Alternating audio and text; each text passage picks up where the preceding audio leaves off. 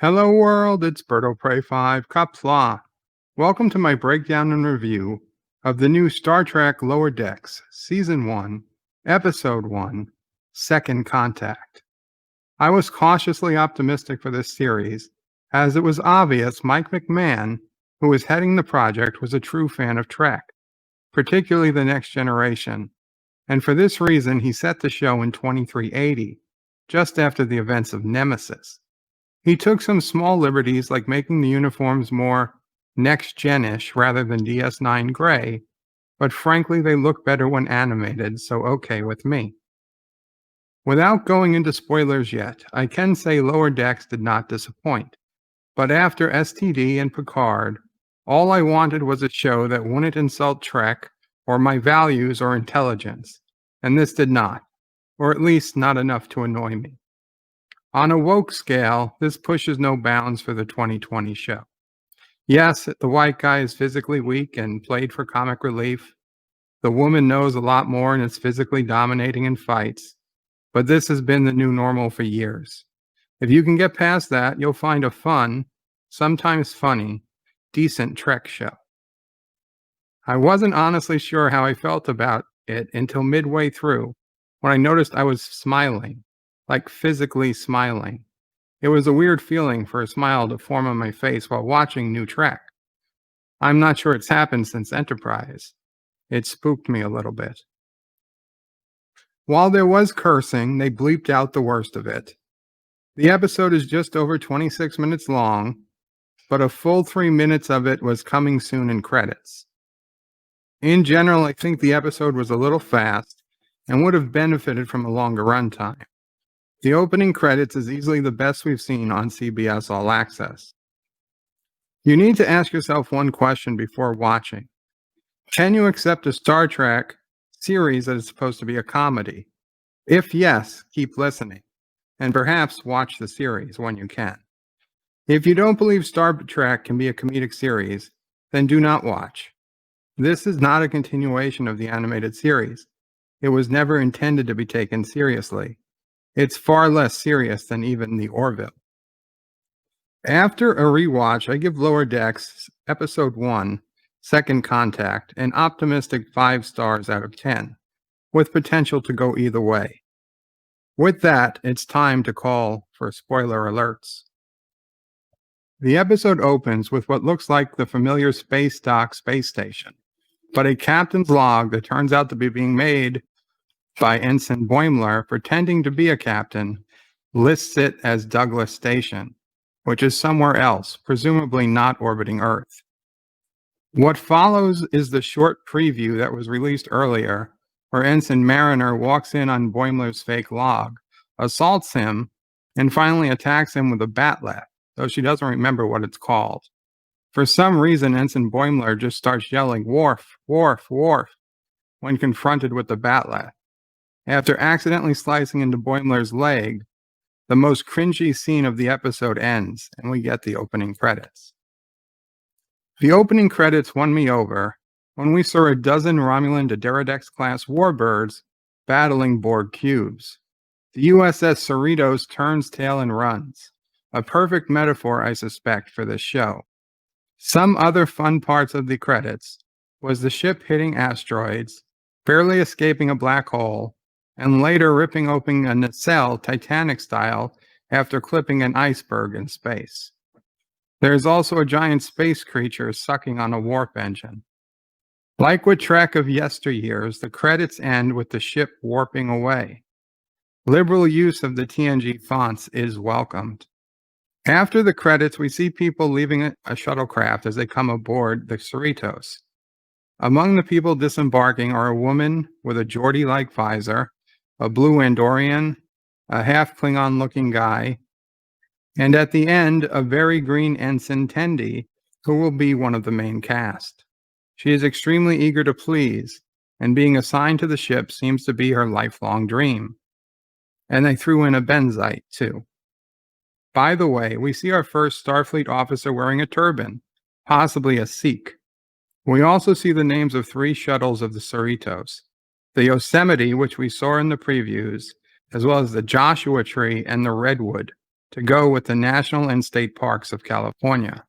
The Cerritos is, of course, named after a suburb of Los Angeles, and the Cerritos is also a California-class vessel. Ensign Tendi reports to Ensign Boimler, who is repairing a replicator that's shooting out hot bananas. She is overjoyed to be reporting to someone in Command Red. In the background, we see Ensign Mariner using a phaser on her hand. Not exactly sure what she's doing, but she interrupts Boimler's introduction to introduce herself.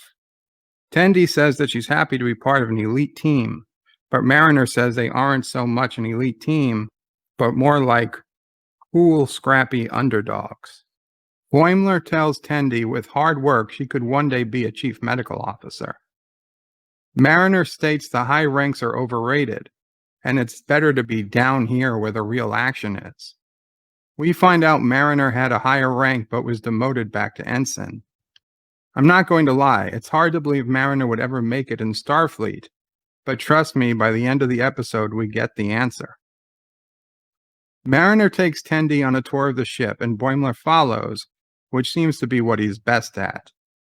They get to a schematic of the ship, and Boimler explains what most of the rooms are, and it turns out they're mostly ops of one kind or another.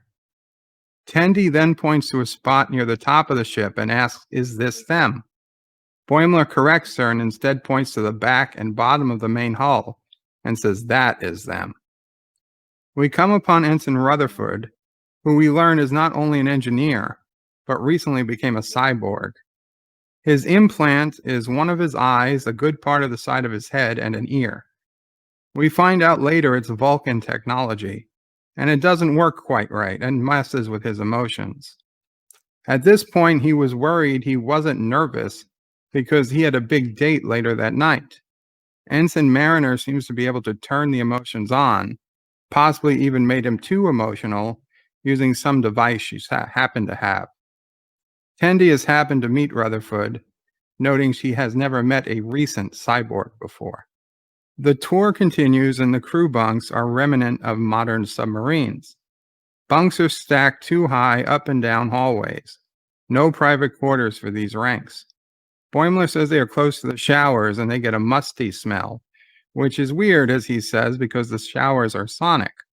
Ensign Tendi finds something that interests her far more. A window looking out the back of the ship. She doesn't care about the bunk beds or anything else. As she looks out the window, she exclaims, "It's just perfect." Boimler tells Tendi she needs to check into sickbay because she's going to work with some nurse. But Mariner suggests visiting the holodeck first. Over Boimler's objections, the three end up in the holodeck. In the holodeck, we find Boimler is more interested in bringing up a copy of the warp core rather than any exotic place like Tendi and Mariner. Boimler is called to the bridge, which impresses Tendi. After he leaves, Mariner loads a program called All Nude Olympic Training Facility, which is all naked guys in a gym. Thankfully for the audience, much of this is left to our imagination. Ensign Tendi, who has a different view, says this is a very detailed program. I chuckled. Boimler makes it to the bridge, where he is so nervous he can barely speak or even hear the first officer, who looks a lot like Commander Riker, beard and all, and is asking why he left his station. The captain comes by and says the ensign is with her, and he follows her into her ready room. She tells Boimler that she has a special assignment for him, to keep an eye on Ensign Mariner and report to the captain if she messes up or ignores regulations. This sounds like Boimler's dream assignment. Before we leave, let's look at what Captain Freeman has on the shelves in her ready room. A model of the Cerritos, a captain's hat, an old sailing ship, some type of Starfleet plaque, a sextant, a sword, and most interesting, a baseball. According to Trek canon from Deep Space Nine, baseball is almost entirely dead within the Federation, and only some outer colonies playing actual games, making this memento a strange one indeed. A possible tie-in to Deep Space Nine? I would consider ourselves lucky if so.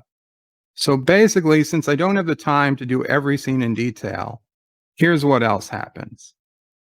The senior staff beamed up from a planet they were making second contact with, but not before their first officer, Commander Ransom, was bitten by an alien mosquito to which he paid little attention. Unfortunately, it carried a rage virus, which turned him into a zombie.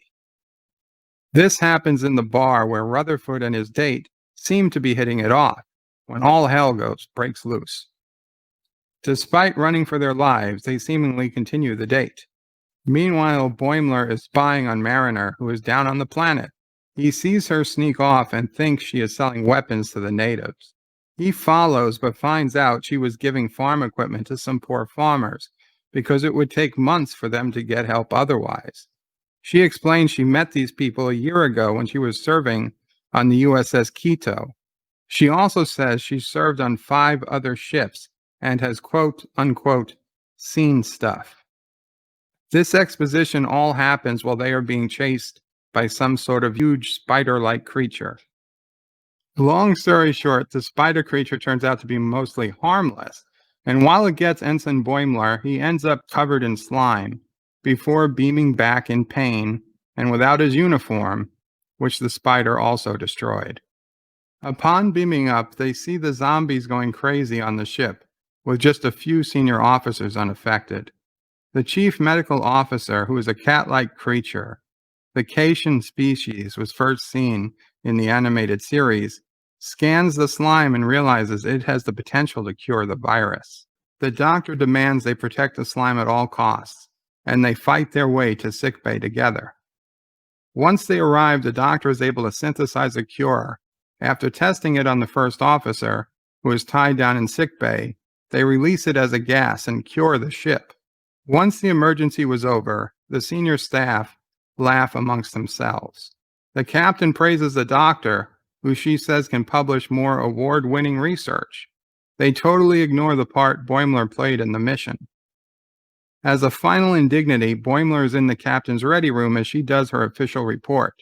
She gives all credit to her senior staff and doesn't mention Boimler or any of the Lower Decks crew who helped save the day.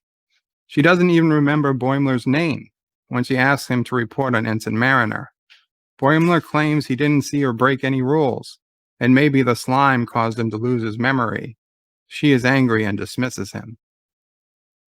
Just as he leaves, the captain gets a communication. It's from an admiral. He asks how they are doing and that he heard about the rage virus. The captain says it was no big deal. Her first officer tried to eat a guy. She changes the subject, and we soon find out that Ensign Mariner is secretly the captain's daughter. But even more interesting, she's also the admiral's daughter. Ensign Mariner is a rebel without a cause, yet still in Starfleet because her father is a top admiral and her mother is a captain. The captain demands Mariner be transferred back to USS Cerritos, as her husband had promised if she didn't work out. But he quickly ends the call, much to the chagrin of the captain, who realizes she's stuck with her. We go back to the bar where Tendi and Rutherford are talking about how his date went the night before. Rutherford said the virus wasn't a big deal, and that kind of stuff happens all the time. The date went well, but he's not going to see her again because she wasn't interested in the fact something on the turbolift malfunctioned. When Tendi heard about this, she couldn't believe anyone wasn't interested in that as well, as both Rutherford and Tendi were more into running a level 2 diagnostic rather than getting romantic. It seems like they will be good friends, if not more. We see an upset Mariner sitting alone at the bar until Boimler sits next to her and confesses he chose not to report her. He says as much as he hates to admit it, Starfleet is better off with having her in it, and he even had fun helping those people. Mariner instantly changes moods and announces to everyone that she's going to be Boimler's mentor, and it will be her mission to get him into a captain's seat one day.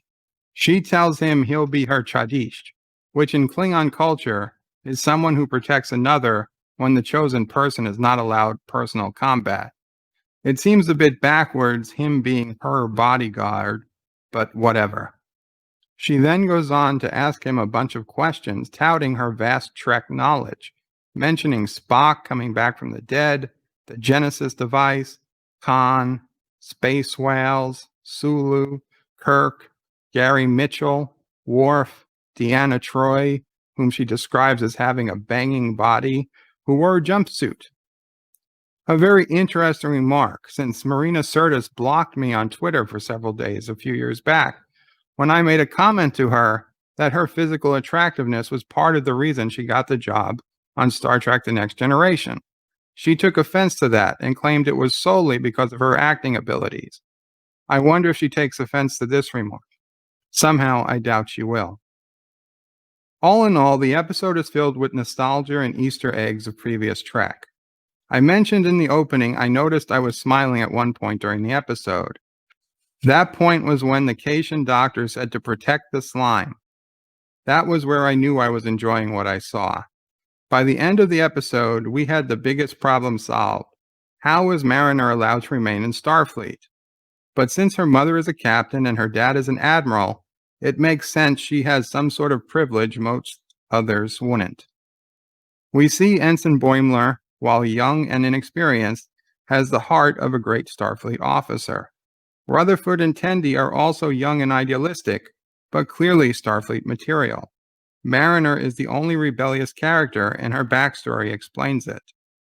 I'm not saying Lower Decks is ever going to be great Trek. I highly doubt I would ever rate it higher than TOS or 90s Trek. It's simply better than Discovery, and more promising at the start than where Picard ended. What I can say is that Lower Decks is the most interesting Trek in a long time. I remain cautiously optimistic this series will improve. It has potential. Mamo Prey agrees. We both look forward to next week. The coming soon sequence removes any doubt the TNG Klingons are back. Mitka 2020 was a total success. You can still get your Make Klingons Great Again hats on birdofprey5.com/stuff. Please remember to comment, like, and subscribe. Qapla all, bird out.